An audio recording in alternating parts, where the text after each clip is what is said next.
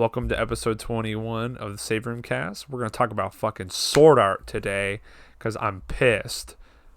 Let's be professional, dude. Do you need a bigger penis in your life?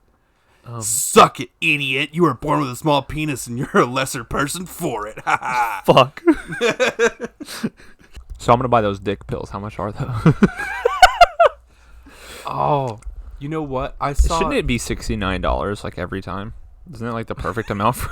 It's the perfect price for dick pills? Yeah, $69.69. It'll only ship to your house on April 20th. Yeah, I was trying to get a 420 in there somewhere. Yeah, so if you bought it like, in July, you got to wait a whole fucking, like 8 months or whatever. That keeps bugging me out. Out of the corner of my eye, I'm seeing movement, and it's one of your shirts moving. I keep forgetting there's a fan on blowing directly into it. No, we just have a ghost in our closet. The closet has the closet ghost. The good you thing already is... told me you don't want to talk about ghost stories, all right? That's look. Don't get me started. Yeah, I mean, I could really talk about ghosts.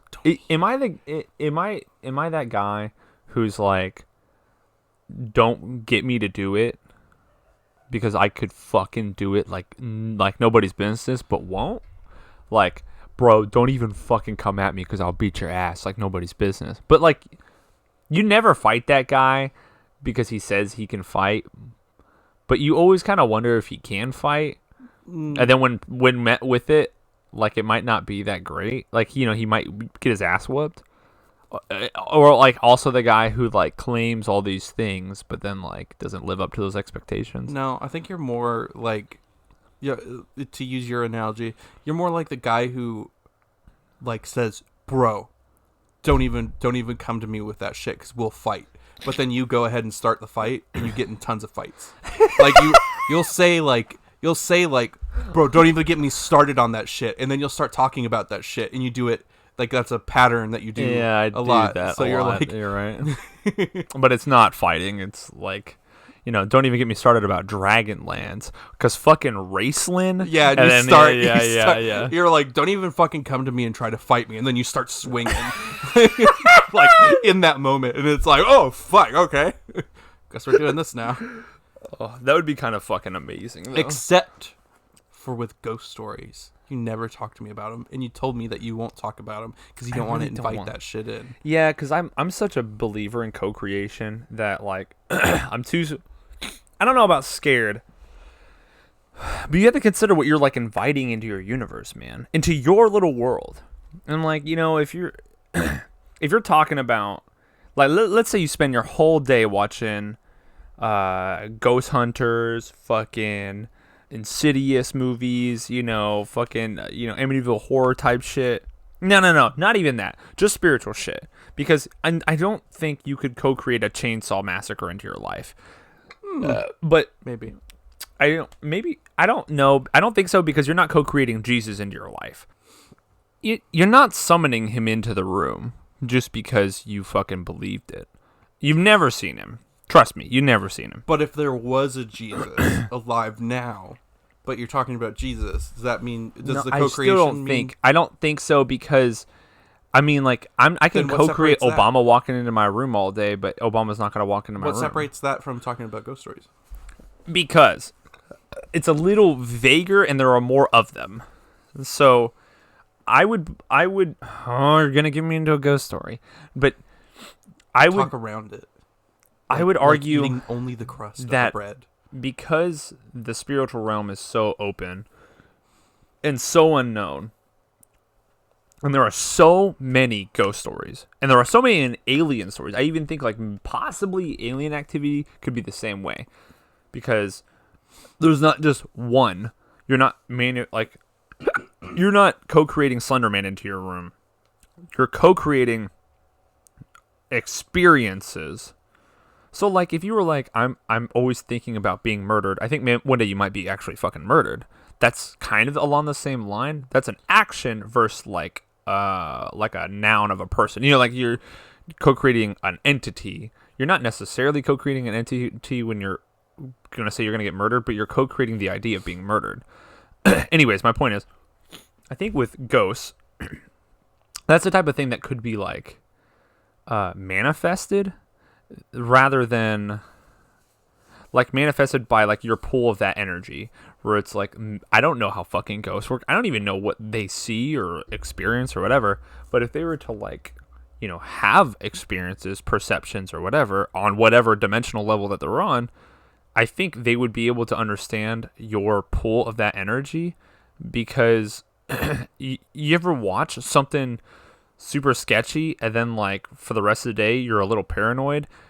Yeah. And then like in that paranoia, sometimes shit happens, like a TV comes on its own, or the lights like come on their own, or like you hear a voice and you're like, is that me?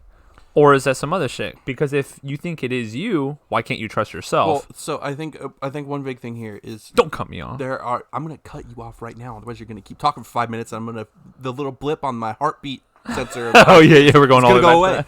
Go away. So I think more of an explanation of that kind of stuff, because I'm not very spiritual. I used to listen to a lot of Coast to Coast. I used to be extremely open-minded. Like if somebody was like, "Bro, I got abducted by aliens," I'd be like, "There's like a 75% chance that." But if I told you that, would you believe me? Not anymore. Just because of the way I. He goes, not anymore. I know you too well, dude. I think a lot of that stuff, the co-creating thing, or a lot of it could be explained. Probably not all of it, but a lot of it could be explained with, when you say something, you're more aware of that happening in the future. So, like, if you say like, or if you're watching Ghost Hunters or something, and it's like you hear like the footsteps overhead, and it's like you hear the house creaking and stuff in the silence and stuff. Like when you walk out of the room and the house creaks a little bit, you're gonna be like, "Fuck."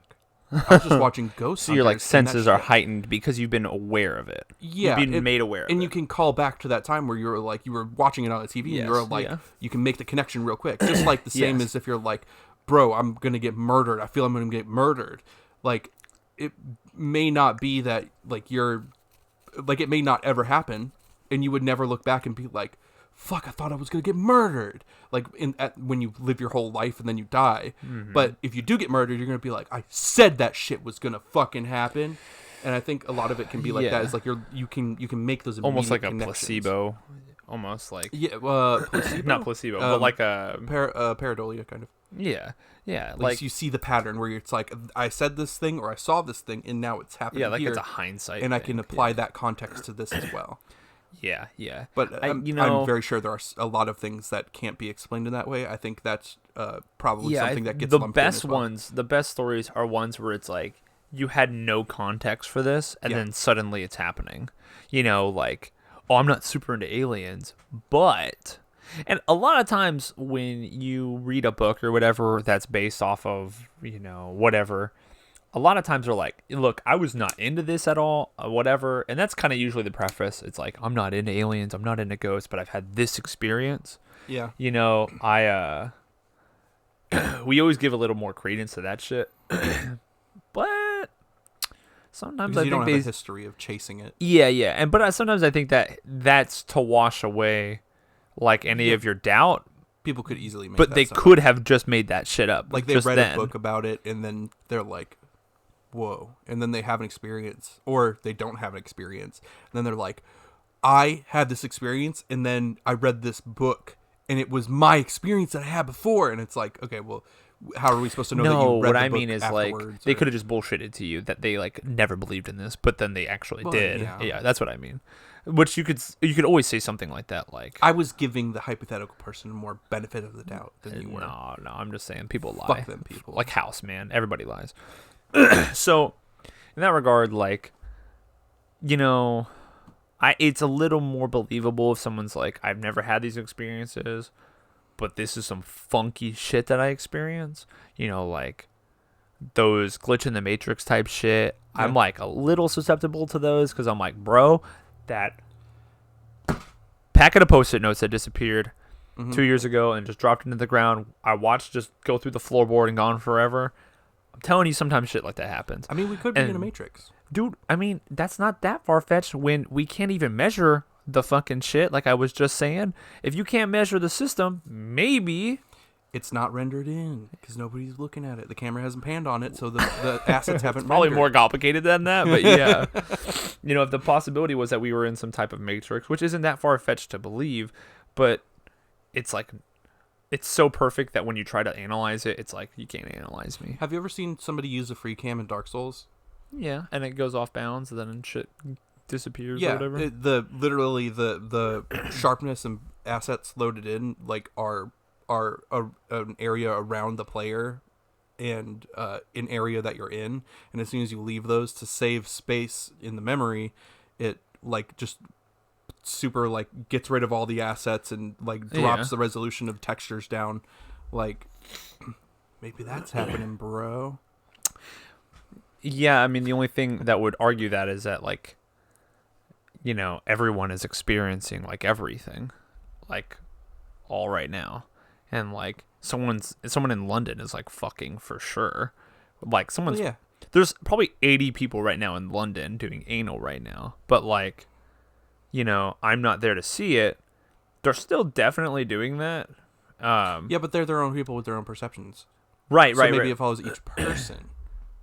Yeah, I'm just fucking around. Okay, but like, yeah, because like I would almost bet that almost everything on the planet is being looked at and stuff, and like there's like some physical thing, like an insect or whatever is experiencing that. There's like water particles, there is like moisture and things like that affect the rest of the world.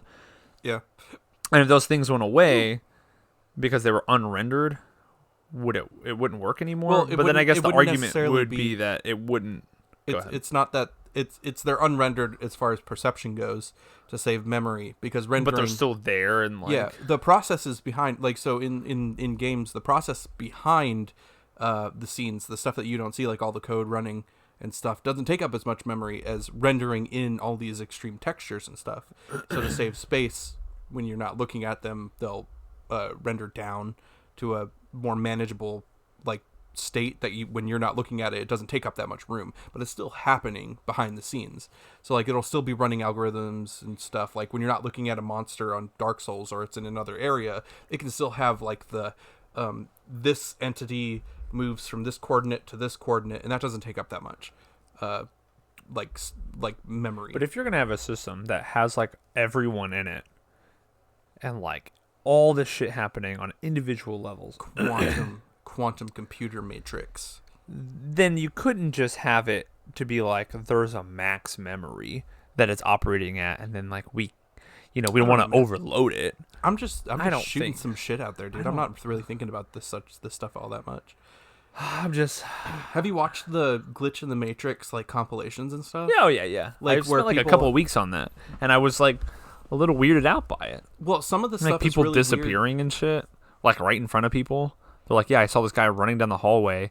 He was on camera at my job, fell through the floor, and I was like, what the fuck? And I ran into like the camera room, and he wasn't. I watched him disappear through the floor on the camera. I showed everyone the next day at work, and they were all like, what the fuck? And he's like, I didn't even take it out of the recorder. He was like, it was like, it's in like the files of like the business. Like those are actually weird things, but then things will get lumped into that, like stuff that'll ruin credibility. I think a lot of people need to ones that aren't that crazy. Yeah. Like when a plane is coming down and the person's moving in the opposite direction under an overpass, and they see the plane, and it looks like to them, it looks like the plane is staying still in the air. But it's just a perception thing.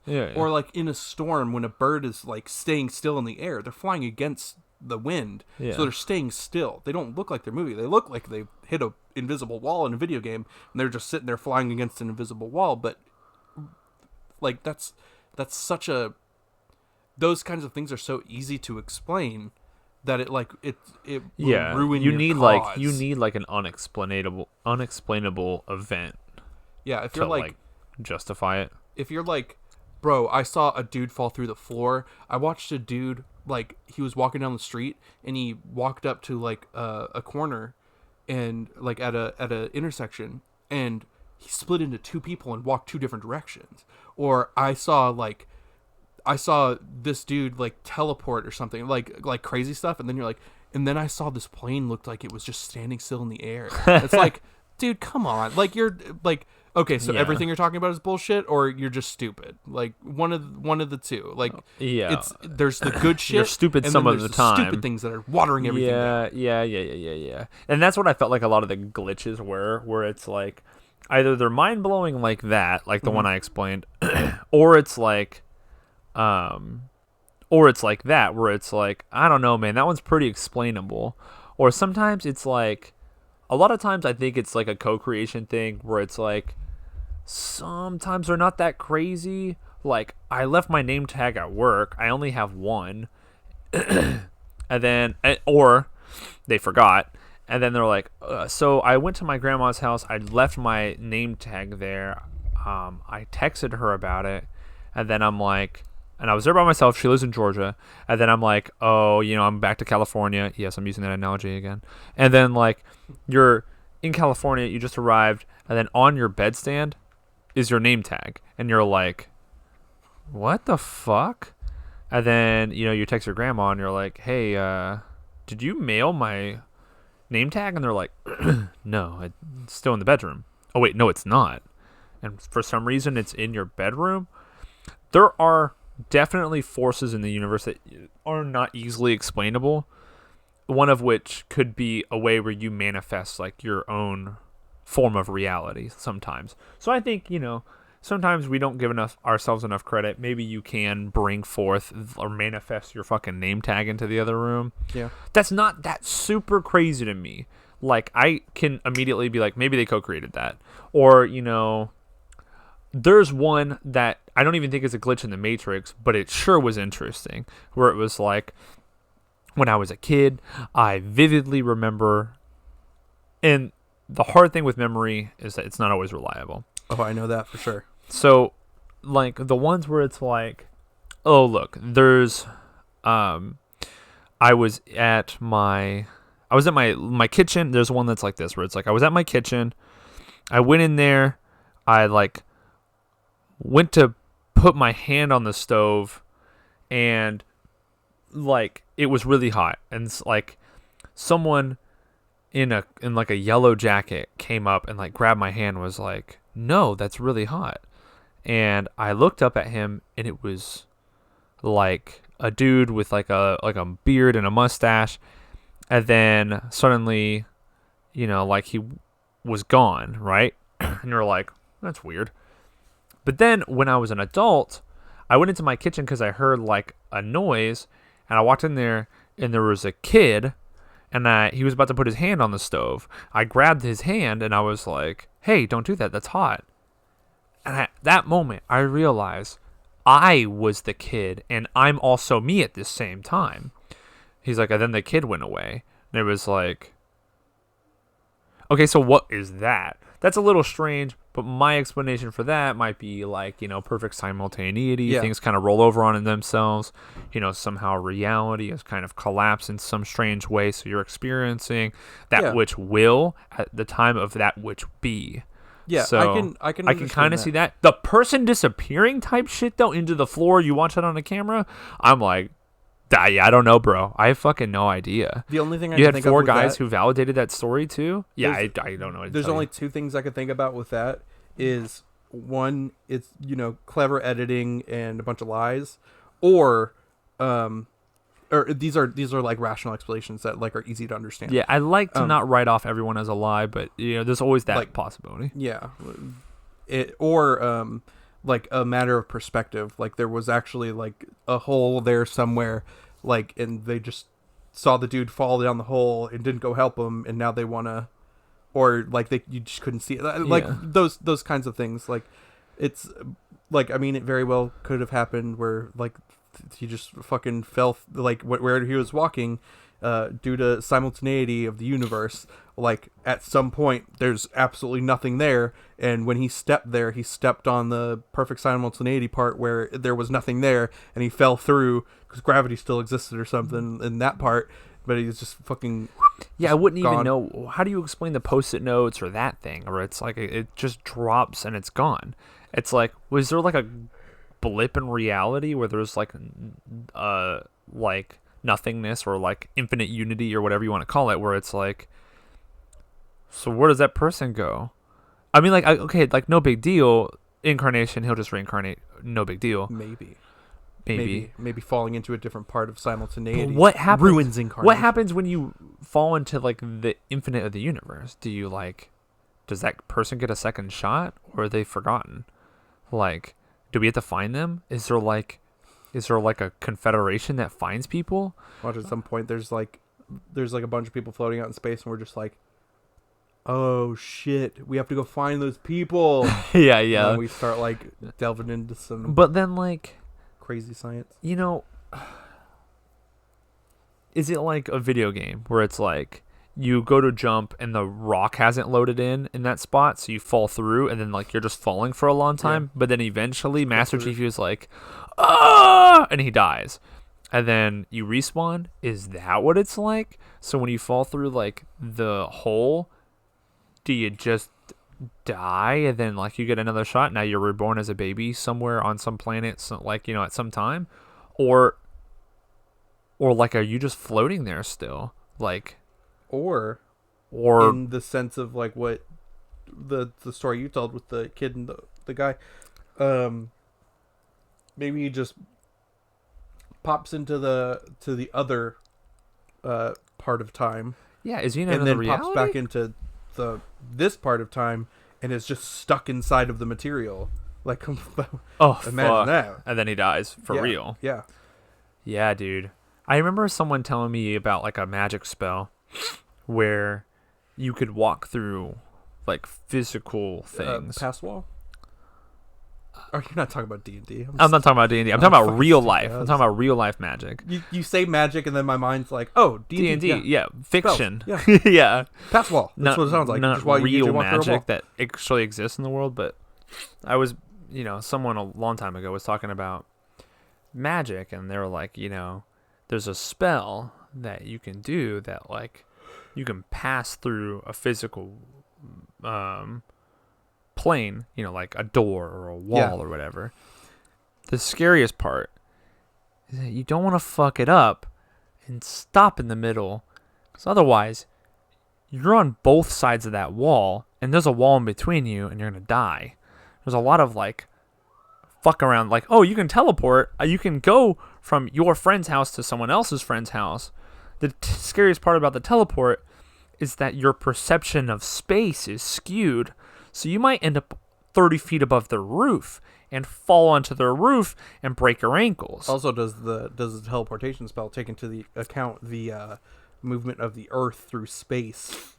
That was I watched a whole breakdown. Small rotation. Yeah, I watched a huge breakdown on why you wouldn't want Nightcrawler's powers, where you can pop out into another like a pocket dimension and then back into our dimension, like a little bit away.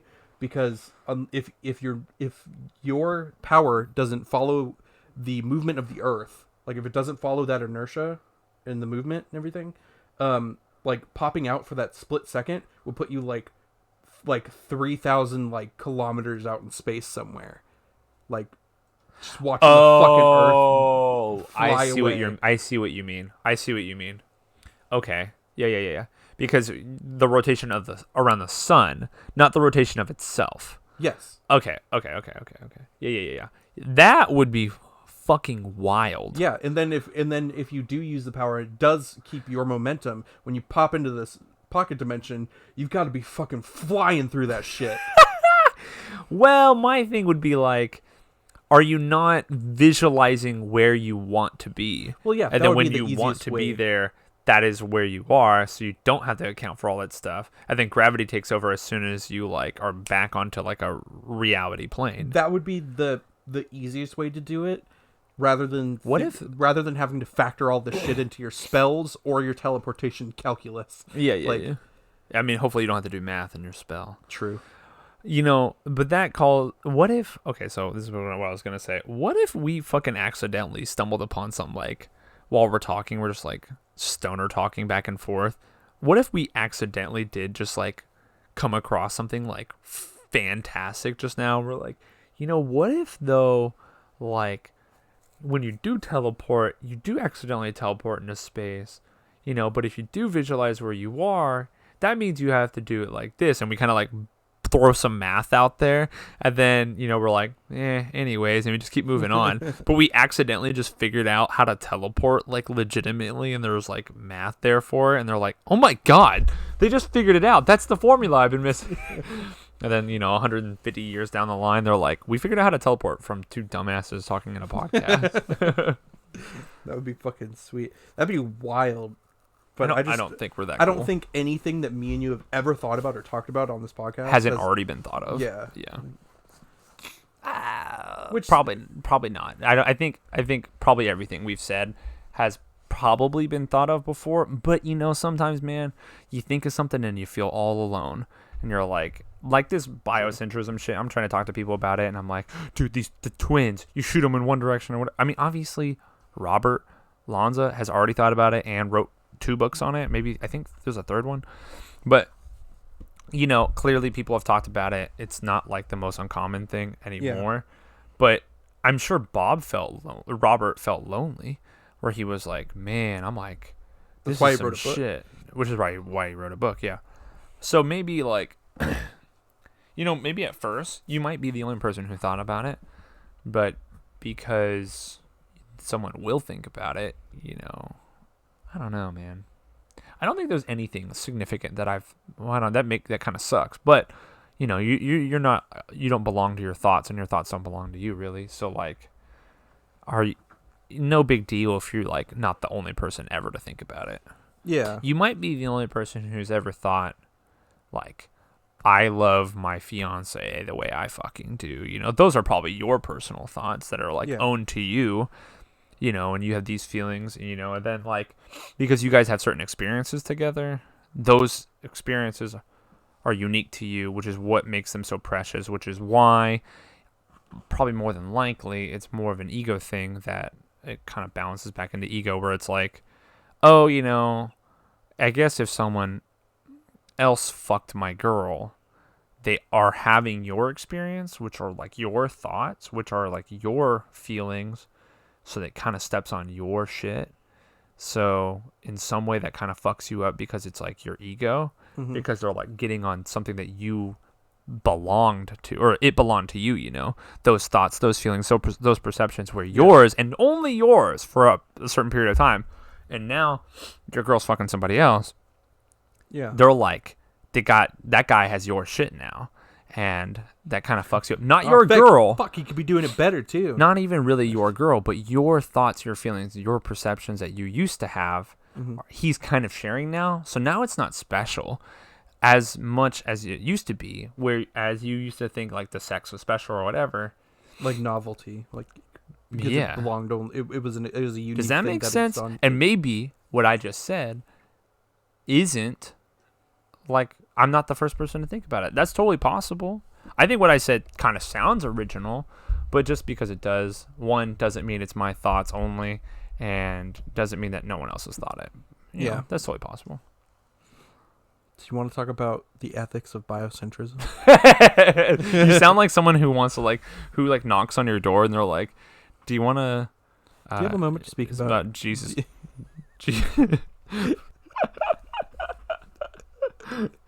No, I don't have any time to talk about Jesus Christ. Cool. I'll just drop it. I just read all that shit for nothing. No, what was it? What was the bioethics? So, okay. Bioethicism. So, are you familiar with... No. Fuck me. I am familiar with that. Okay, so...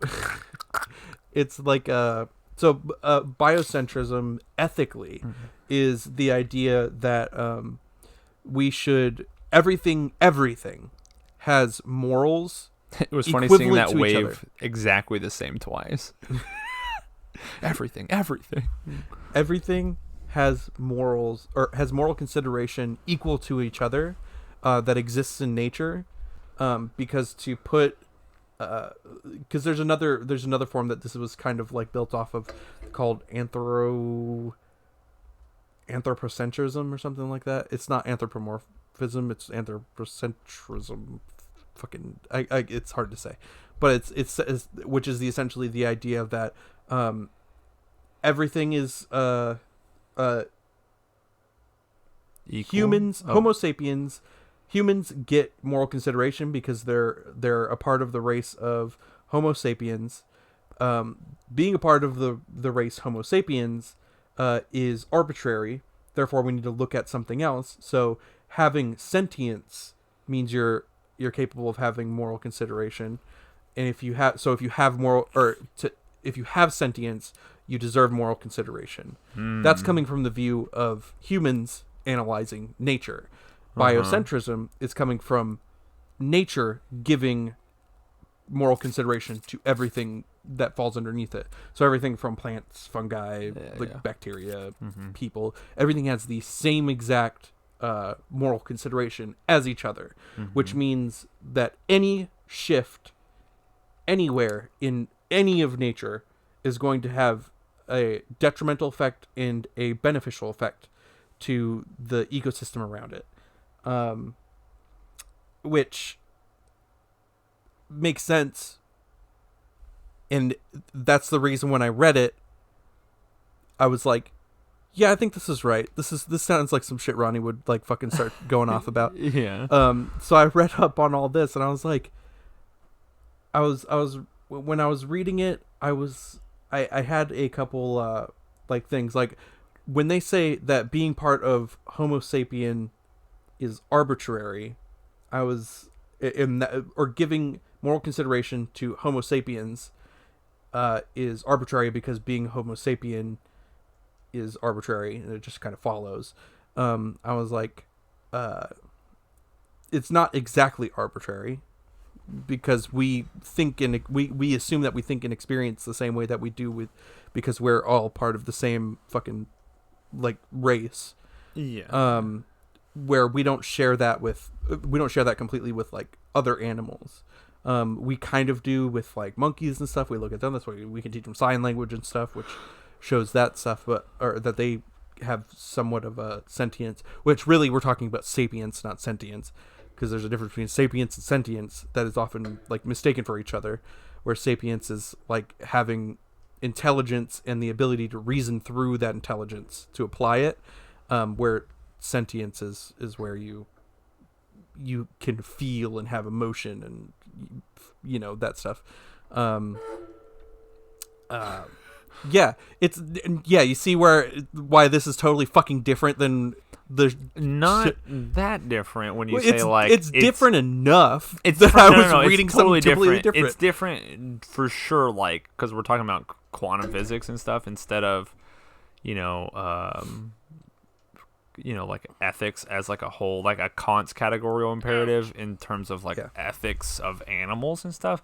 But when you're saying like, oh look man, it's like I can't even remember what I was going to say. It's something about what you said, like biocentrism is your perception is creating your reality. The consciousness is creating the reality. You said almost the same thing. It was nature gives the moral consideration to everything underneath. Yeah.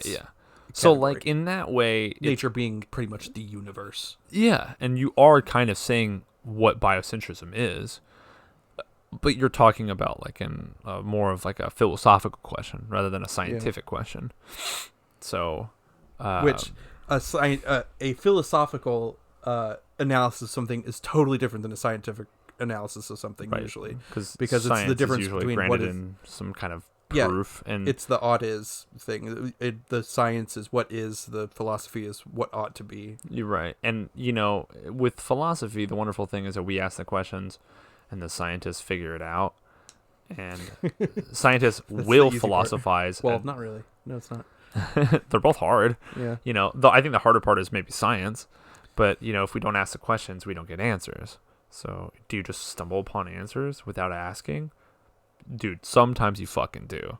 But, bringing it back to we just said some shit to create time, or fucking, what did you say? You didn't say time travel, did you? Was it time travel? I talked about time travel for a second. Yeah, it was time travel. Because you were like, what if we just talked about fucking time travel? Did I talk about time travel? You talked about something. Oh, teleportation. Teleportation. Not okay. time travel. Yeah, I was like, I don't think I talked about but teleportation, yeah. So I wasted a bunch of time reading that. Because there's an easy defeater for it. which is if you think that like it all pretty much is completely moot, you can't apply it to anything, because if you assume that everything underneath everything everything created by nature, the universe, has the same moral consideration, then anything that any of those things do to each other are just a product of nature taking its course. So humans like deforesting the entire fucking world and causing their own downfall in the process is just part of nature taking its course. Mm-hmm. So there's really no moral arguments to be had for or against any actions for anything. Which it's kind of, once I read that, I was like, well, I just read a lot of stuff. How long did you spend reading it? 40 minutes? Not even. Like, I spent like 25 minutes reading all the stuff, having to like explaining biocentrism, and then I read like I was just going through, and it's got like the history and reception, fucking like. It was like the wiki page? Yeah, and then there's the one where it says criticisms, and I clicked on that, and it was like one paragraph, and I read it, and I was like, oh, so it's just stupid to be ethically a biocentrist, because it means nothing. I feel a little better about something when I don't see an immediate, like, no, because of this. And you're like, nice. If I don't see that, I feel pretty good. Like, I'm huge into the Law of One. I got 5 books sitting right over there. I still have to do stuff with Law of One. I tuned into a little bit of it. I found some like book readings on it and some analysis of it, and I was gonna just deep dive in like the first time you started talking about it, because I was like, I've never really heard of it. Rawmaterial.org. It's like or lawmaterial.info. I think it's lawmaterial.info. Well, I've been meaning to get into it, but it's way easier once to do it that way. Like, the start of diving into something like that is like the hardest part. Once you're in, you're in. Oh yeah. But like the first part where it's like you're sitting there and you're listening to someone talk about something like this part of the universe has always been. That's why like, blah, blah, blah, but that's why I bought the Biocentrism book. I was gonna say something with the Law of One, real quick. There's not a lot to like that contrasts it. You know, like I don't hear, like I looked up, several different excerpts about why they think it was bullshit, and the only thing you can justify is, channeling. They're like, oh, I think channeling's bullshit. Or 2, they're like, oh, in the end the guy killed himself, and it's like, yeah, okay, so I'm just gonna, I don't give a fuck about those 2 things. So, so then I move on and I keep the philosophy for myself. Now back on it. If you're gonna dive into the raw material, the Law of One, the best thing to do, honestly, is use that website. So that's why I bought Biocentrism, because with Biocentrism, I knew it was gonna be a lot of fucking like math, and they're gonna talk about physics, and they're gonna talk about quantum shit I don't fucking get, and I'm a kind of like, I sound smart sometimes, and in the beginning of this podcast, I definitely sound like an idiot. I'm usually a pretty smart guy. I give myself a little bit of credit. But guess what? It's very specialized. It's fucking specialized. I don't fucking have dick knowledge on quantum physics. But so like if I was listening to someone talk about quantum physics, I'm going to cross my eyes and not know what they're talking about and start tuning in. Not purposely tuning out, but my brain's like, I'm not retaining this. I don't know what this is. And then I just throw it away. And then I don't want to have blown like 8 hours on an audiobook if I didn't get it. With a fantasy book or whatever, they're telling you exactly what's happening, and your imagination does it for you. They don't ever say like, oh, so the particles are shooting this way, and it has a twin, so it shoots, because we have these sensors called EEG readers that are in the brain that we're using, and then you're like, wait, hold on. So I got a book. That lets me go backwards because I have dyslexia. Even though I struggle so fucking hard reading, it's better for me to like go back at the beginning of that paragraph and reread that, and be like, I get it. And then I'll say it out loud. I'm like, that's what this is. With the Law of One, it is like imperative to read it again and again. It's like the Emerald Tablets of Thoth. I'm huge into that too. It's some Egyptian tablets that have like some nasty ass knowledge. So they say reread that over and over and you gain more insight out of it. And I've read it a few times, and it definitely, like, every time I come back to the Emerald Tablets, I'm like, damn, Thoth, that's some shit. And with the raw material, it's like you do kind of have to read something again. Like, for instance, one of my favorite lines: "Disillusion into nothingness is disillusion into unity, for there is no such thing as nothingness." That sounds like what? That sounds like, okay, you hear the last part, like, there is no such thing as so nothingness. Everything's nothing. There is no such thing as nothingness. So all of nothingness is unity, because there is no nothingness. It's like everything is everything. So like when you're like doing nothing is still doing something. The answer nothing is still the answer something, because there is no nothing. That's like, you could find that on a fucking test.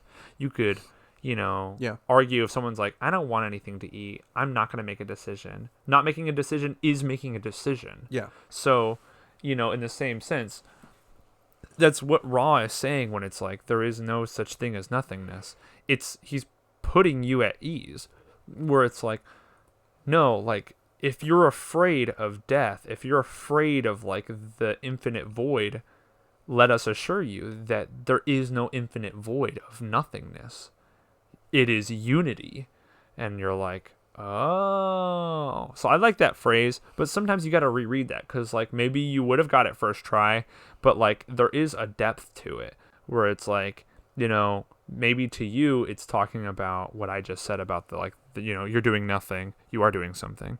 But if you're struggling with the idea of death, maybe that puts you at ease for like perceiving it a different way. And there are things in the book that are like that. Like there's so much shit in there that you might like write off right off the bat, but I think there's a lot of stuff to sit down and ponder and be like, that is some shit.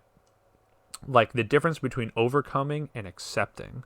And like Ra will go off about that. Like there is a tree, and Ra doesn't make this example, but I like making this example, where there's like you're walking in a circular path. If a tree falls in that path and you don't pick it up, you will continue walking around it.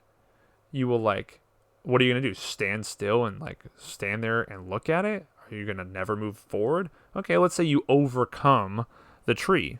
By overcoming, you are literally stepping over that tree, and in that circular path, you will meet that tree again. So it's like kind of like your incarnate lesson. So like to accept it, that tree becomes one with you, thusly the tree goes away. So then you like walk through that path more clearly. Now, if you have another fucking thing, another tree, another problem, or, let's say like, you have an issue in your life and you're like, I'm not going to handle that shit right now. You got another issue in your life, and then that new shit is there. Now you have 2 trees in your circular path. You got a lot of trees to walk over now. Then you got more bullshit. And that's why I think some people just end up letting shit pile up. They're like, I got all these fucking problems, bro. And you're like, yeah, because you never handled them. Think of like a misbehaved child. It's like, you don't handle that kid's problem when he's a baby, and he continues having that problem through adolescence. He's going to have those problems in high school. Yeah. Or he's going to try to work through them, and he has to work backwards now because you didn't fucking handle it for him. You're the caretaker, and you let him get out of control. He has trees in a circular path. That's some law of one shit. But that's not something easily grasped when you're sitting on an audiobook, having someone read it to you, and the audiobooks suck dick for the law of one. They recently put one on Audible. That's pretty good. It's read by, I don't know if it's Jim who reads it, or it's Dawn. I don't know if it's Jim or Dawn. I think Jim reads it. I think Dawn died. But, like, Carla died, too, which is sad, too. Nobody knows who that stuff is. No, they're the author. They're, like, the channelers and, like, the people who, like, did the books. Okay. But two of the people the names dead. meant nothing to me. Yeah, so it was yeah. like, bro, like, I was talking to Sally. Wait, did Sally die? Sally died. Yeah. It was actually Brenda. Yeah, it was Brenda. It's like, I don't know who these people are. What the fuck are you talking about? Yeah. When I talk about you at work, and they're like, I don't know who Errin is. You're like, you're missing out. It's like, what do you mean you don't know who Errin is? I know who Errin is. Oh, dude, that's some weird shit to think about. Yeah, let's move past the law of one. It's too complicated to talk about. So I've been deep diving It's not that into complicated. You should some read it. like world stuff for Eberron, the campaign setting. Oh yeah, World Star. There is Sweet. Lots of fights. There's a land there named Kabara. It's a nation, and it's highly unsettled. And there's a race of lizard folk there, who every single night, all have the same dreams about. This is like tell it to like pretty much give them rules on how to live. Mm-hmm. And there are gems that are there. And in the dreams, it's, hey, there's these gems here. They're there to protect you. The only people who, like, don't ever touch them. Because don't ever take them. You just don't need to. They're protecting you. And if anybody, there's also this other race of, like, dissenting lizard folk who will come by, and they'll try to take those gems. When they do that, that's how you know that they are of that other order, and they're evil, and they need to be killed. And so people there, when people started settling there, and they were like, oh, fuck, a gem. They're picking these up, and the lizard folk aren't going, bro, what are you doing? They're like, oh, you're part of that order. We got to kill you. Yeah. And so people think they're just like savage lizard folk. Mm-hmm. But they don't understand the concept that these other people that are coming in from the outside don't have these same rules. They're literally right. You don't know what I know? What the fuck does that even mean? Yeah. Like, I don't even have to say it to you that you shouldn't be taking that stuff, because we all have the dreams. We all have them. Oh, okay. That you shouldn't. This take is like those a gems. religious thing. This sounds like fucking religion, dude. Yeah, like there's a like, you don't know about Jesus, dude. You know you're going to hell, right? And you're like, I am. Yes. Like, what did I do? Like, what the fuck is wrong with you? You didn't fucking believe, dude. You didn't have the dreams? Well, I'm 80 and I'm about to die. Am I fucked? Yes. Yeah. That sucks. Yeah, but they don't even say like. Wish somebody would have told me that. They don't even know that other people don't have the dreams. They just assume it to be a reality of all beings. Mm-hmm. So it's really weird. It's like, how would you ever find out? How would you ever find out that they had those dreams and that's the only reason that they're attacking people? That stuff's kind of like trippy to me. You'd have to talk to out. somebody who was willing to talk to you, which in this scenario sounds like the people who are getting the dreams don't want to talk to you. Yeah, well, they don't think they need to. They don't understand that they think that they're they getting would the need dreams to. Already. Yeah, and that they're doing it against the will of, whatever beings crystal keepers. Yeah, it's trippy for me to think. But what happens if they take the crystals? Nothing. That would be religion. It that would weakens perfect. the barrier for the thing that's being trapped there. Okay, well that makes sense. But usually religion's like, don't take that apple because I fucking said so, and you're like, but I'm hungry, and you're like, I gave you other apples. It's like, but didn't you also give me free will? Yeah, but I told you not to do something. But free will dictates that I don't have to listen to you. Don't do it. I'm going to do it. and then the whole time the deity is like, yeah, I knew you'd do it. I created you so you would do it. Yeah, the way I created everything. And like, okay, 100%. I'm getting heated. 100%. Yeah, I can see the waveforms. I was getting a little heated. So, 100%. It's good content. Adam and Eve which for thousands of years we have known that this story has been just a story at that. Uh-huh. But, people take it seriously for whatever fucking reason and they think it's legit, right?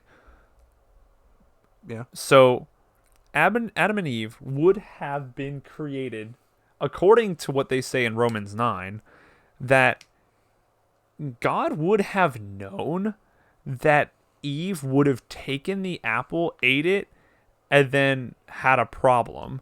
And then they would have been like, well, she ate it, then I ate it. Now what? And they're like, you gotta get out. Oh, damn. Original sin, huh? It's like, yeah. So, God doing literally anything because of all the omnipotence and like knowing literally everything because you are the creator, and then for whatever reason you literally know everything that you created and everything that's going to happen. So what would be the point? Yeah. So in Romans 9, he literally makes two people. He makes one that was destined to go to heaven and one that was destined to go to hell. Regardless of anything person B did, he's still going to hell. It was predetermined. And They say that in Romans 9. That it's like that exact story happens, and they give actual names. It's like, fucking Bible names. And you can look it up. Go ahead. Take your time. You can pause the video. Go to Romans 9. Read it all.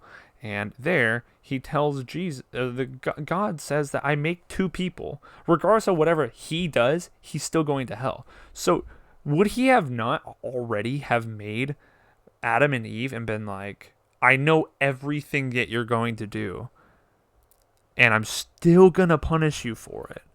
And, like, I'm still going to make you feel bad for doing it. Like, oh, you shouldn't have done that. Yeah. Like, but you knew I was going to do that. You knew, but you gave me free will, which is strange, because if you're going to give me free will, do I even have free will if you're going to just write me off in the end? That's not fair. Yeah. Yeah, that whole thing is fucked. Yeah, it's fucking glaring plot holes in people's favorite book. People's favorite. Yeah, it'd be like in Harry Potter if there's like a plot hole. It's like, dude, this doesn't even make fucking sense. And then like Harry Potter Sword Art fans Online. Are like, Harry Potter fans are like, bro, it's a magical world, okay? Yeah, don't It's argue. magic, all right? It can make sense. You just don't understand because you don't understand magic. Yeah. It's like, okay. Yeah, like when I think of that, enormous plot holes, I think of Sword Art Online. I think of Kirito saying, my health regenerates so fast that you couldn't even kill me with 6 of you hitting me because you do X amount of damage. And then all combined, I still regenerate 100 HP more than what you're hitting. So you can do this all day. You can't kill me. First of all, that would have been fucking amazing if one guy was like, so I'm just going to switch weapons. And then he like does start killing Kirito and he'd be like, ah! Didn't happen. Everyone freaks out and then they all go to jail, right? Yep. That like 4 episodes later, he is getting the shit kicked out of him by a dude in the middle of nowhere. Just a basic guy is like, I'm gonna fucking paralyze you so you can't move, which is all this ability does.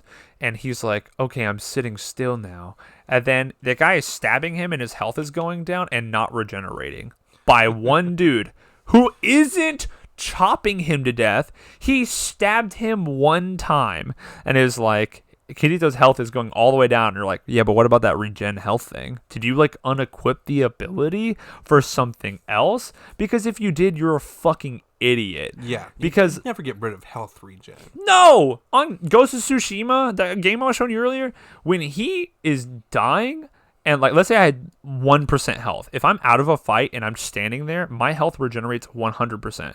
And it's like, there's a white bar, and then once the white bar hits the very end, it heals everything.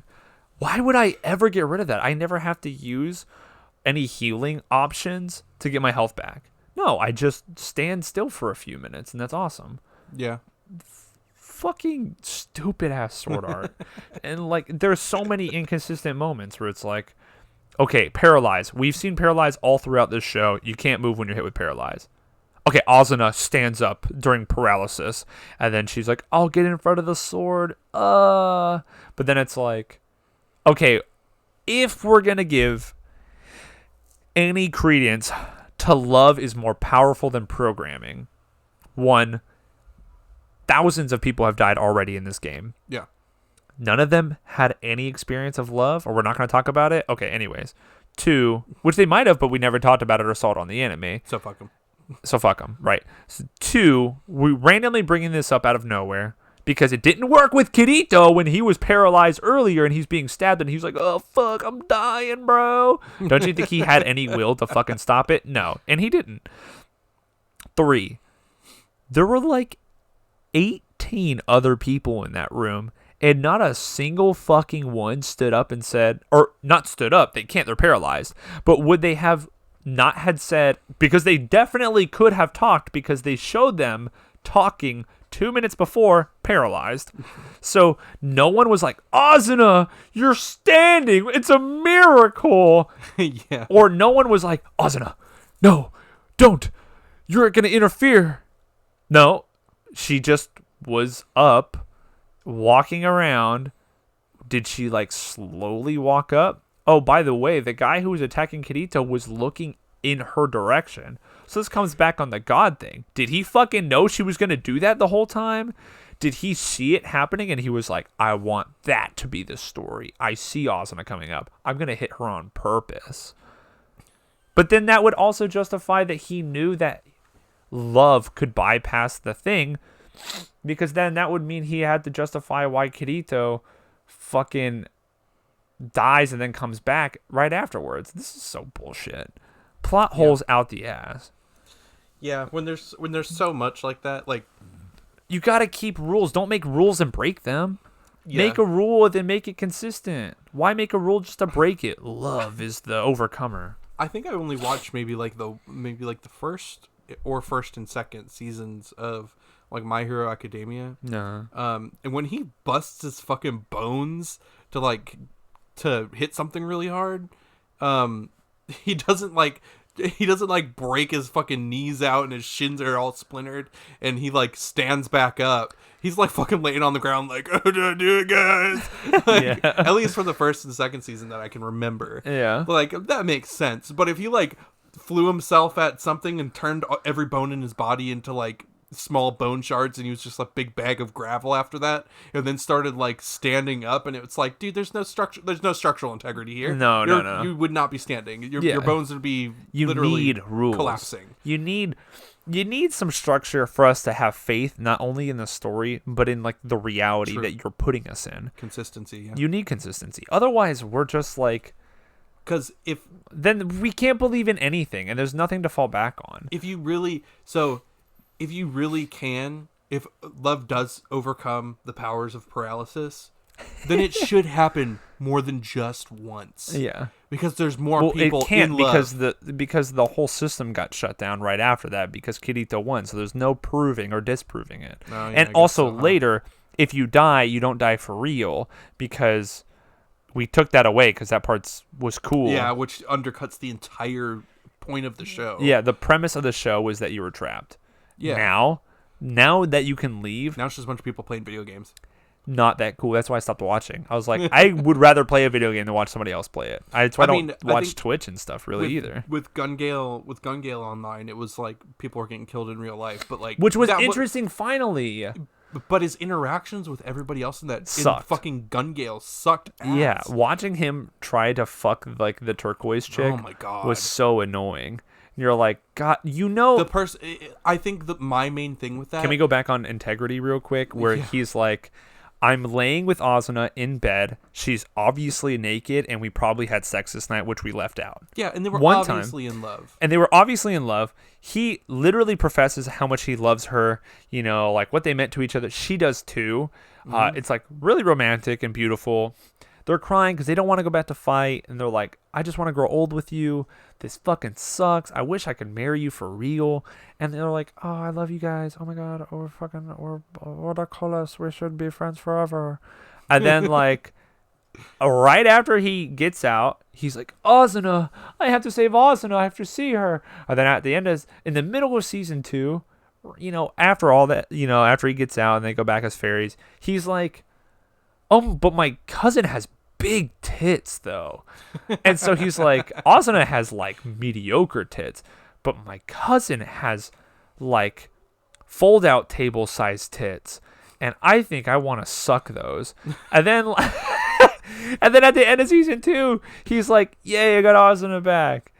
Okay, immediately afterwards, the season ends. Season 3, he's like in the courtyard with Asuna, and they're friends. Like, they're more like acquaintances in terms of like the chemistry that they have.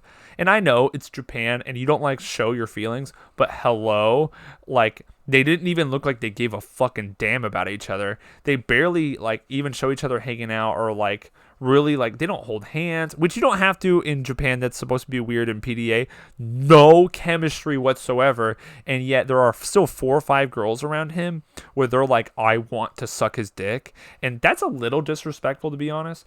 And then coming from them, and then like 2, like they have like it seems like there's almost a chance with the other girls. And then he does a thing with like the turquoise chick where he's literally hitting on her the entire season, and then she's like, oh my God, you're dating Asuna?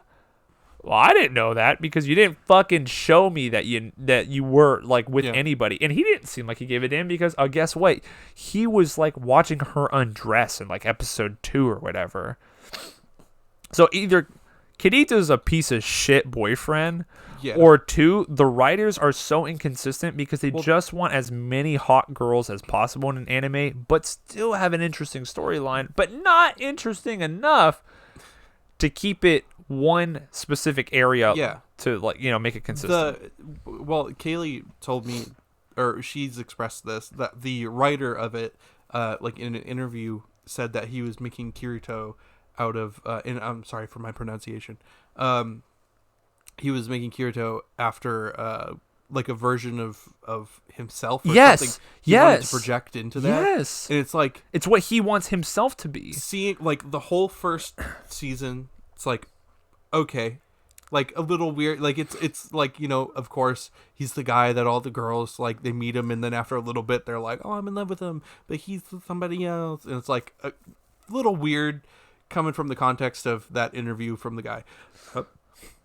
But like, he's not good looking either, I don't think either. Second season, third season, like Gun Gale and the fairy one, like it just all it all becomes so fucking you look at it and you're like, fucking really, dude? Yeah. Like, are you serious? Like right now, so now we just all have to sit here and watch your little stupid ass dumbass fantasies about what you want in fucking life. Though. Like it's fucking it is that though. It's a little annoying that it is that. It goes from a good concept anime with some critiques on it, to now we're just looking at this dude vomit all his fucking like fantasies on it literally is that. It's like, ugh. And that is annoying because I think he wrote several graphic novels before Sword Art, and it literally is all the same concepts of like video game stuff, girls falling in love, harem.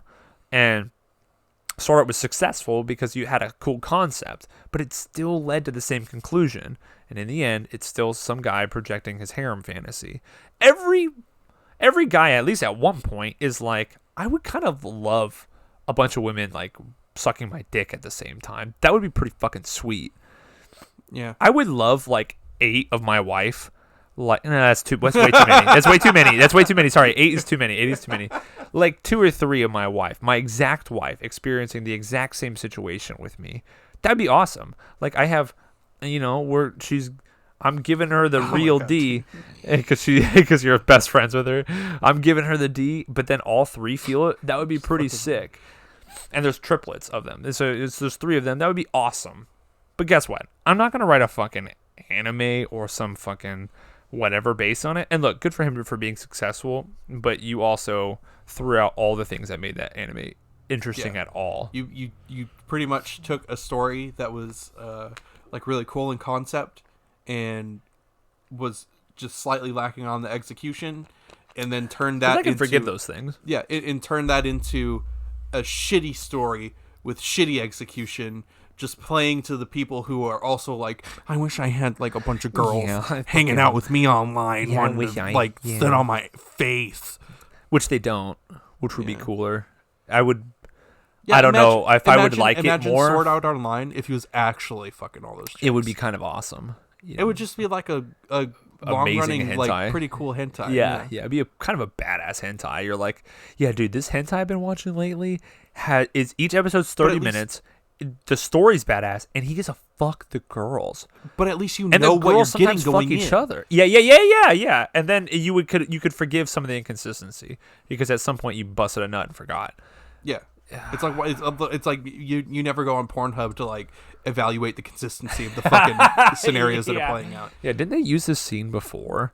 Like, is this bus scene from like a previous part of this episode? No, you just like see it like, oh yeah. Or like this chick is on her fucking like brand new iPhone in a like small fucking mansion and calls the pizza guy, and he shows up and she's like, well, I don't have any money, but I can pay you another way, and he doesn't just go, you're wasting my fucking time, and leave. Yeah, and he's just like, are you fucking kidding me? This is a 40-minute drive to this location.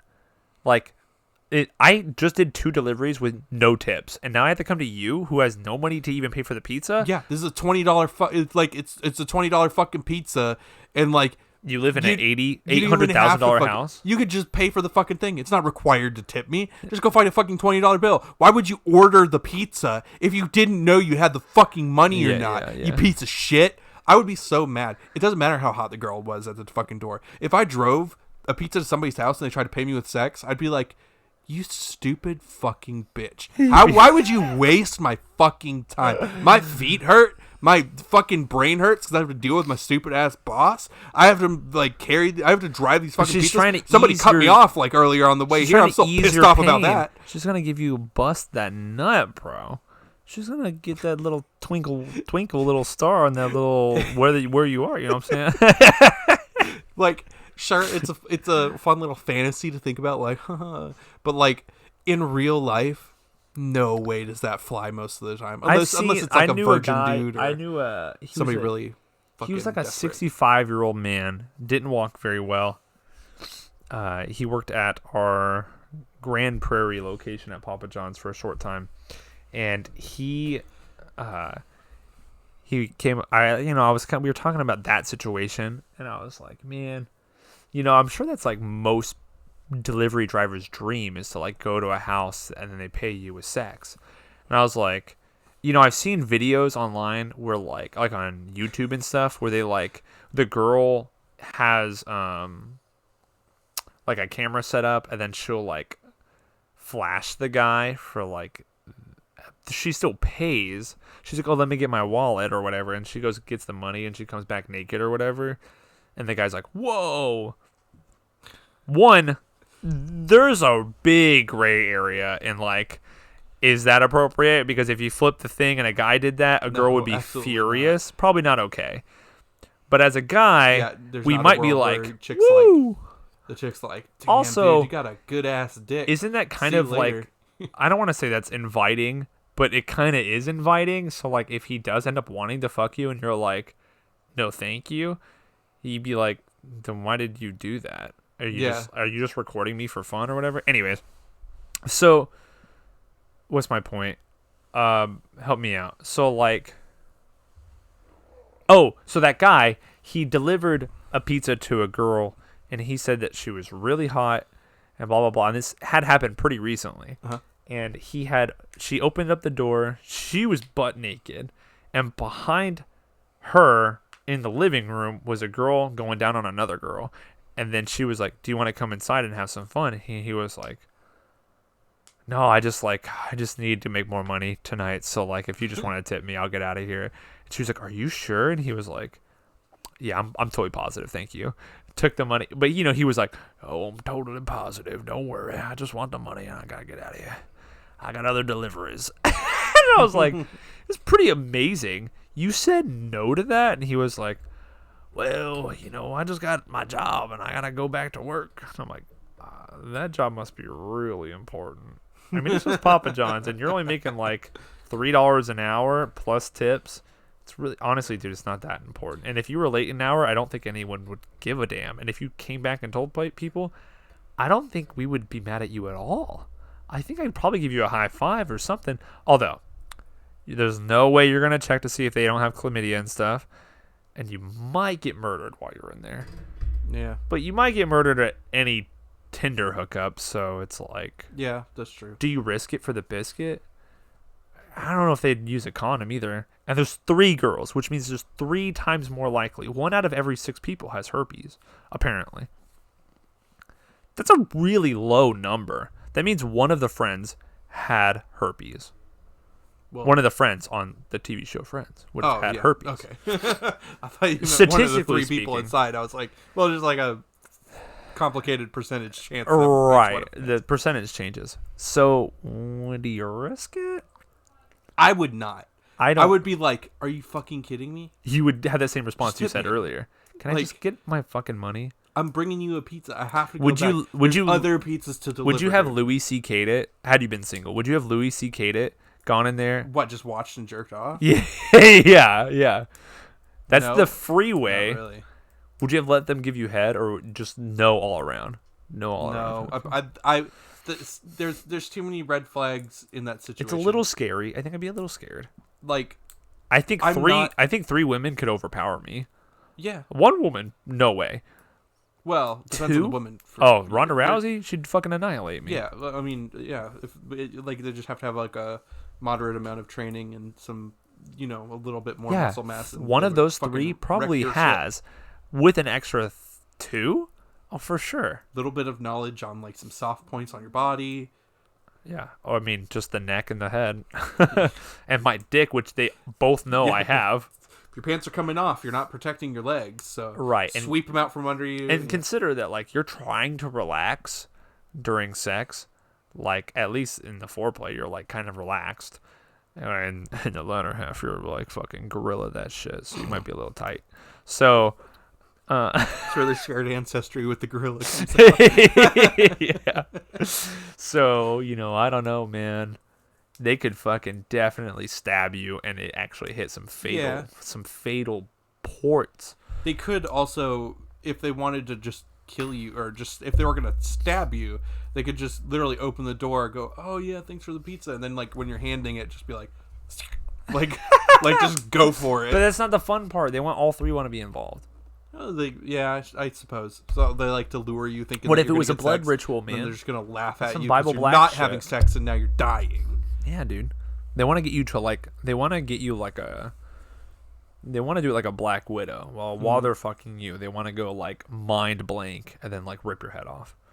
And then all three of them will eat you. Yeah. See how senseless it is to be scared of shit like that? You know how stupid I sound right now? Don't be so scared of dumb shit. I heard this lady was scared of sinkholes the other day, and I was like, you're fucking stupid. You just turned your whole microphone. I mean, sinkholes are. I didn't say really she was fucking stupid, but I thought that. I was like, you're scared of falling through a hole in the earth? That is so unlikely. And don't you think you have like a few seconds to like get away from that sinkhole? Not if you're in the middle of where the shit starts happening. Yeah, which at that point, depends wouldn't if you're you on feel foot, it? or if you're in Don't a you car. think you'd feel it like a little? And even then, like, I'm not scared of rattlesnakes because I don't put myself in situations where I gotta fucking face a rattlesnake, my dude. Yeah, but or if a you crocodile or a shark, dinosaurs. Like, I'm not scared of that shit. Where's the most sinkholes opened up? Isn't it in like fucking? I want to say it in like Pakistan or India or something. There have been like a whole bunch of sinkholes that have been opening up because of having to do with like drilling and stuff. Yeah, or the maybe with fracking, not the unsafety of like the work they've been putting into underground work and stuff. But I fear about stuff all the time. I just don't let it. Well, I won't usually let it cripple me. Now, roller coasters, fuck that shit. I don't like roller coasters either. I know the likelihood of me fucking dying on a roller coaster is so low that I should never have to worry about it. Nobody should ever have to worry about it. It's gonna happen to some people, but nobody should ever have to worry about it. But I'm not gonna be the fucking person sitting strapped into a seat that with a mechanism that only unlocks when the ride's fucking done, watching the fucking earth fly to my face in this metal death cage. Okay, that's not me. It's not going to be me. Yeah, is it because the lack of control that you have, like over the situation? Yeah, probably. Isn't that what most people find fun about it though? Is like the lack of control, being able to like be like toted around. Probably. My fear of lack of control, I think it's very real, but I don't think it doesn't manifest in ways like making me, like, some people have a lack of control, and I poke fun at Kaylee for feeling or for having this maybe, but like a lot of times when they feel a lack of control like affects them, they're the kind of people that, like, when they're sitting in the passenger seat in a car, because they're not driving, they will start to feel motion sickness and stuff, because they're not in control. They can't control anything that's happening, and things go very wrong. Mine manifests in being a backseat driver, and I know that bothers the shit out of my fiance. Yeah.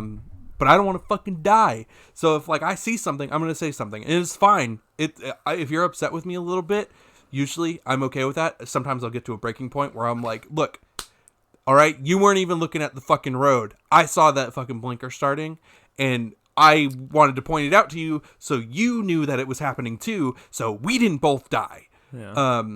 Or get injured or have to deal with fucking just rear-ending somebody or something stupid. Yeah. Like, I don't... An unnecessary Yeah, cost. I would and rather problem. you be a little bit upset with me Possible because injury. of it than us have to deal with the consequences of Yeah, a like the momentary lesser of two lapse in evils. fucking yeah. So, but sometimes I'll just be like, "Are you fucking kidding me?"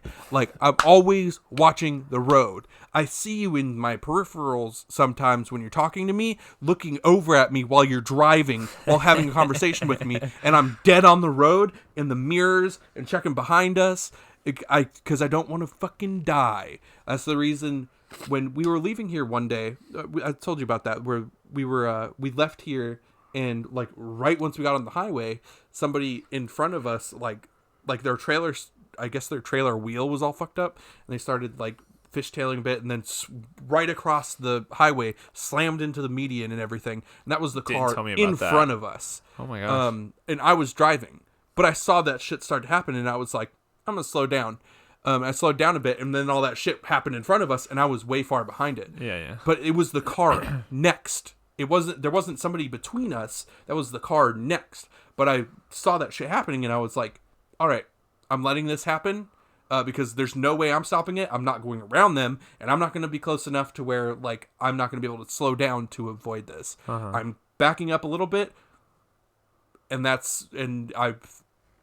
it worked out for the best for us. Yeah. But like that's the kind of thing where if I wasn't paying attention, like at the very least the car could have gotten fucked up, like because it was literally the dude in front of us. Yeah. And like when he's turning sideways on the road, he's not also moving at 70 miles an hour that direction anymore, and I am still. Yeah. So like that's when I look at it like that, I'm like, always what's the saying? Err on the side of caution. Yeah. Like always be just cautious. Don't just assume things are going okay and you can handle any situation. I always like to be super cautious. Yeah. And I think it manifests in me thinking of scenarios all the time too. Like I'll constantly be bringing up like zombie apocalypse scenarios and stuff because like it probably won't ever happen, but if it does, I want to be fucking ready for it mentally. Like I already know. First thing I'm doing is right up the street from our house. There is a little food pantry. Going there because they always have food on hand. People are constantly delivering it to them so they can deliver it to the people. They have tons of food stored in there for people who come by who need it. Go in there first. Then when I have a little bit of backup food, I'm going to an Amazon warehouse, dog. They have modular fucking like racks and railings, conveyor belts, and like just tons of stuff. Like it's all fenced in. It's a big fenced in area. All the only doors that are at ground level are the front doors. Every other door is like the fire exits are usually locked away behind like a gate thing, so people aren't coming in or out of the fire exits. All the bay doors are like up at like normal person head height for the trucks coming in and stuff. Like you can't just climb that shit. It's like it'd be great place, and there's tons of supplies there. Amazon pantry. They have tons of building materials. They have survival equipment. Like they have all the shit people are ordering all the time. That stuff's not going out the door when there's a zombie apocalypse. It's gonna be in the warehouse. Yeah. So like those are the steps that I would begin taking, and I think about that stuff when I'm not doing anything else because I like to be prepared for things. So would you not go get the food pantry stuff, then immediately go to the Amazon warehouse? That's what I'm saying. That's what I would do. Oh, back to back, like right. Yeah, Okay. back to back. Like in the car before like there's a ton of zombies. If that's Would you steal a car? No, Kaylee's got a car. Why would I steal a car? Though. What? It's little. How much food are you gonna fit in there? Well, if it's just me. Well, what about Kaylee? If it's just me and Kaylee. Look, zombie apocalypse happens. All right. If Kaylee gets bitten, she's donezo. Like it's gonna be. But do we know if they're bit that they become I don't know. zombie? I don't know if I want to take that chance, dude. She's got a fucking bite. She's got the bite force of a fucking alligator, dude. It sucks. She. I don't want to face that. So you zombie. just like she just gets bit and you're just like boom and you kill her. Um. What about all of the years of love behind that? Nah, would you be able to pull the trigger? Because you don't like watching. You said you can't watch someone die on the internet. This is a different situation, right? This isn't just a like I'm sitting around. I don't want to think about death situation. This is right, I'm constantly but that's surrounded by also death now. not you and not happening to you. Yeah. So this would be happening to you. Yeah. So there would be a change in my mental state where I don't know if I could pull the trigger. Like if it was zombie apocalypse, just lock her in the and people were walking around like dead, fucking like attacking people and biting people and eating people. Right now, under my assumption, they're trying to pass the stuff on. There's not going to be like, why would a bunch of people get a zombie virus or bacteria or fungi, whatever it would be? Why would somebody get a zombie affliction? And no, why would only these specific people get it and not people around them? If it's not transmitted like a disease. Yeah, like through surface or like if it's breathing. If it's through a water source, then almost everybody in the same area is getting it all together. Yeah. If it's airborne, almost everybody in the area is getting it together. If the only way that there would be more than like one in an area or a small amount in an area would be if it was not transmitted through like contact, like physical contact. So I would have to assume. I mean, if I knew beforehand, I'd just be like, all right, putting this one to rest. But if I didn't know how it was transmitted, if it just seemed like we were getting attacked by meth heads, and she got bit by a meth head, I'd probably be trying to take her to the hospital. But I think at that point, it would be very clear. There'd be no hospitals, though. Yeah, it would be very, very clear what was happening. Because not like do hundreds you think and hundreds Kaylee of people would volunteer to kill herself? Not kill herself, but do you think like to be like, hey, kill me? No, she wouldn't. Do you think she would hide it? You You think she'd be like, I didn't no, get bit? she'd complain about it too much.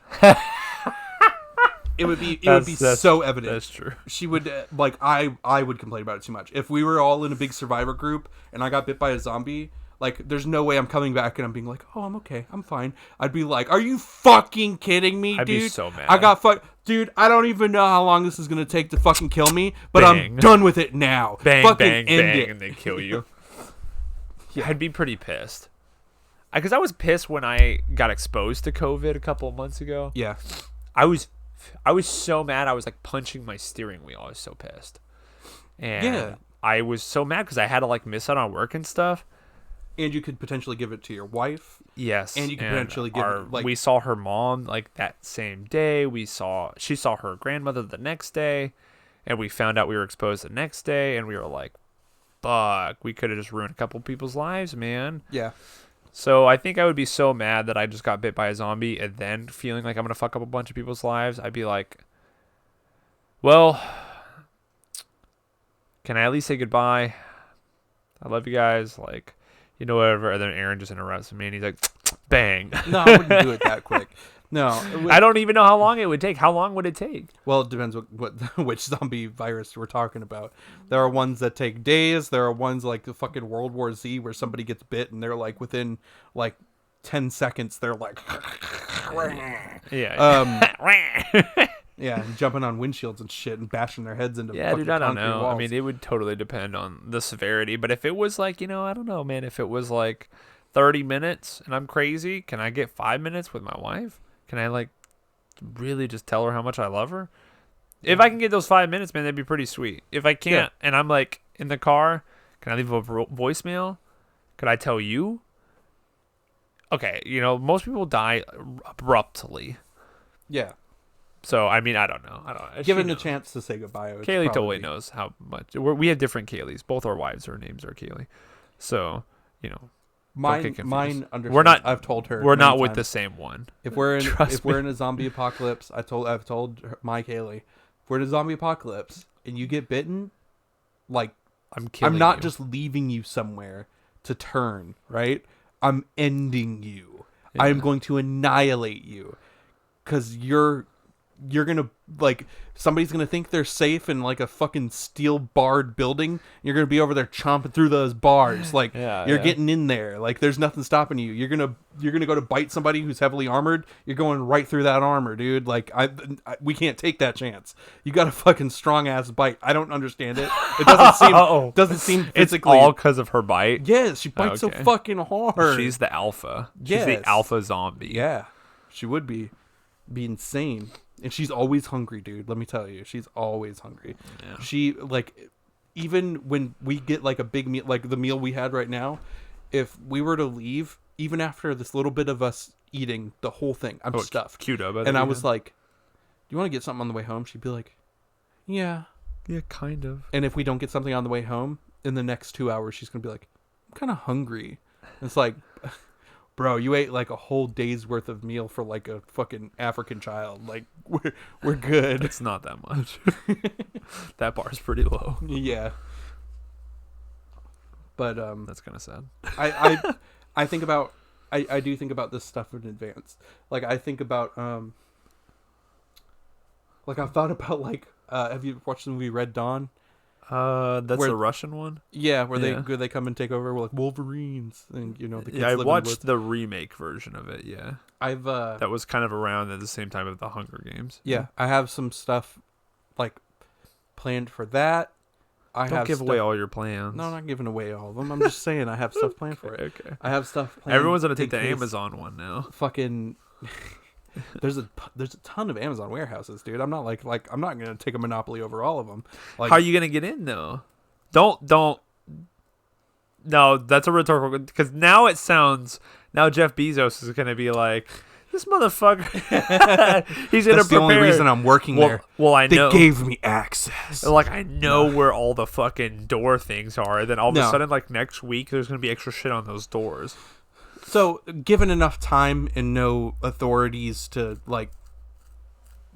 stop you, even if the alarms are going off, like, but you can find a way. People are 12 every 24 hours. People are working at Amazon, so like it would have to hit, and then they would have to send everybody home everywhere, which Jeff wouldn't do because he still needs money in the zombie apocalypse for no reason. No, but there are. What about all the people there? Isn't that too much of a liability?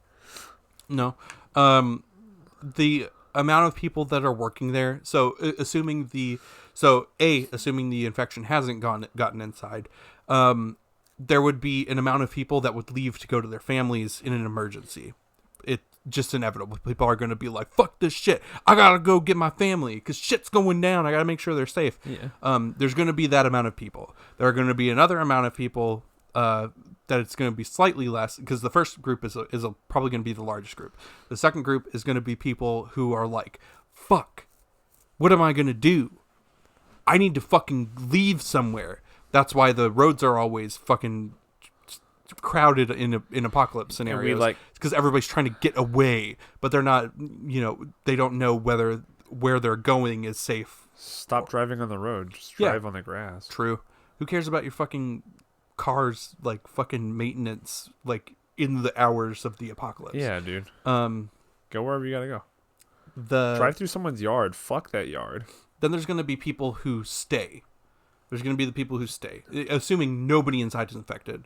They're probably gonna have the laid claim first, which means you're gonna have to cooperate with them. That group of people, though, is probably gonna be very, very low, because it's gonna be people who either are very quick to give up their families, or don't have people waiting for them that they need to go, and are smart enough not to just try to fucking run away into whatever amorphous idea of a safe place they have. So those are going to be the only people you have to deal with. Depending on what time of day the apocalypse hits, is going to determine exactly a gradual thing. But the bigger number. Or they could just say, fuck, some shit's happening, everybody go home and stay safe because we're going home. Because who knows who's gonna stay and try to man the fucking warehouse. Yeah. But I think it would be a pretty fun way to spend the beginning parts of the apocalypse is just opening up boxes, just be like, wonder what's in here. Yeah. What's in here? Oh, it's a ducky pool. It's a blow up pool shaped like a duck. Yeah, but those are some of my thoughts on it. Okay, last thing. Ah. So, when you were saying that, like, the roller coaster, like, and the whole control over the situation. Oh, yeah. So, if we go back to the biocentrism stuff I was talking about, Uh-huh. and the EEG reader, and that your decisions are being made for you 10 seconds before you've made that decision by yourself, do you have any control over your own actions? Are your thoughts your own? Because if you're not really controlling your thoughts because the thought has already been created seconds before. Well, okay, so this probably, I don't know if this answers it, but, you know, in the past I've said I'm a determinist. So I think all the variables leading up to what I am now is going to lead to a predictable outcome. That might be the 10 seconds before all the variables in my life lead up to my brain being conditioned or my subconscious being conditioned to making this choice before I consciously make this choice. Mm-hmm. So it might just be that for me. But so yeah, like, probably. But if you were making like, but with the whole like it's left or right, like it's like I lift my left hand or I lift my right hand, does it have anything to do with like the pre-choices, like the history of your life? Yeah, because you could be naturally left, right. You could be naturally rebellious, right? So I'm right-handed, so maybe I think they're expecting me to raise my right hand because that's the easy choice. But I could instead subvert that, raise my left hand. I'm not left-handed, but he's right-handed. He's right-handed. Why do you raise his left hand? It's a little bit rebellious. But is that a little bit too predictable? Maybe I will instead raise my right hand to subvert the subverted expectations. Like, but then they're not surprised at all. Then you're right back at big. But that's like stuff that'll go on inside your head. Like what? Like maybe I should. What if I lift my foot? Yeah. And then the guys reading the graph are like, they look at each other like, "Fucking dumbass." Lift your left or your right hand. I knew you would do that. I saw it on the EEG reader. Fuck. Fuck you. I knew you'd say that. Saw it on the EEG. Fuck your EEG. EEG said you'd say that. I'm looking at you thinking, fuck your mother. And I'm also imagining myself fucking your mother. You see that there, motherfucker? No, the EEG reader's not that complicated. That'd be pretty amazing, though. Yeah. If it got to that point, that would be a funny show to watch. It would be pretty amazing to have, or at least a skit, like a little computer hooked up to your brain. Would be pretty amazing to see what you're thinking in like a visual. Yeah, I think I don't know. I've heard that people think about, or their thoughts are displayed to them in different ways. Like people have a voice. Some people think in pictures. Some people like think in like sections of like story. Some think in only like single words. Like I've heard that a lot of different people think in a lot of different ways. I'd be curious to see like how people actually think, because you can. Oh man, I don't want to get into it. Yeah, discussion for another time. Yeah, I don't know, man. I don't know. I think in like a lot of visuals for the most part. I don't think I ever think in words though, like it being written down. I don't think aren't words that pop into my brain. Yeah. Like it's mostly visions, and when I'm living in the present moment, I'm often not thinking anything. Mm-hmm. I'm just like. Yeah, well, if I'm trying to live in the present moment, when you're thinking about your own thoughts, like meta thinking, it's for me, it kind of feels like when I am thinking about how I think, it's like my brain is firing signals that are imitating experiences I've had. So like if I'm thinking about a sound, my brain is kind of like injecting a little bit of like the experience of a sound I've heard before, like I'm hearing it, but somewhere deeper than like my eardrum, so I know that it's not me actually hearing it. Right. It's like the memory of hearing it or something. Which is what sets an expectation. Which is what sex is. Yeah. Sounds in your ears. Sex is coming sounds in your ears. We just burst the bubble on now this is an ASMR podcast. Hey, how are you? Oh, fuck, I'm about to come. Do you like that when I put my teeth on your penis? It's like a little nibble.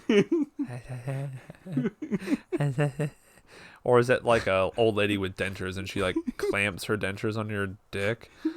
Get a like a hot dog or a bratwurst or something. Just gently like just gently bite on it right next to the microphone. Yeah, me and Drew have joked a lot. Penis.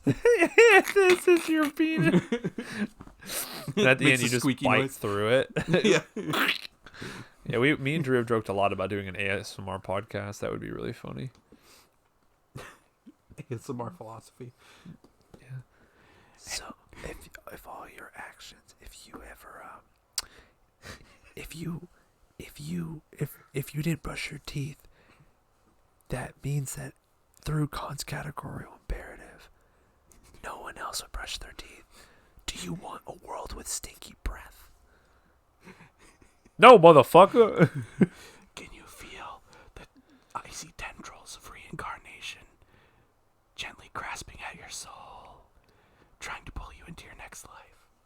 Hey, it might actually feel like that. I don't know. It's probably warm. It's probably nice and gentle. Maybe, unless you're an asshole. Yeah, then it just rips you into the next existence. Reincarnation, karma's just like, fuck you, dog. Just like picks you up with tongs. Yeah. Yeah, fresh. Gross. I don't want to touch you. Barbecue tongs and just grabs your shit and throws you into the next existence. I'm dropping you into the dung beetle bin. That's when you have like a really rough birth. You're like, ah! You get C-section, but you get caught inside. Now your mom's mad at you forever because you were an asshole to birth.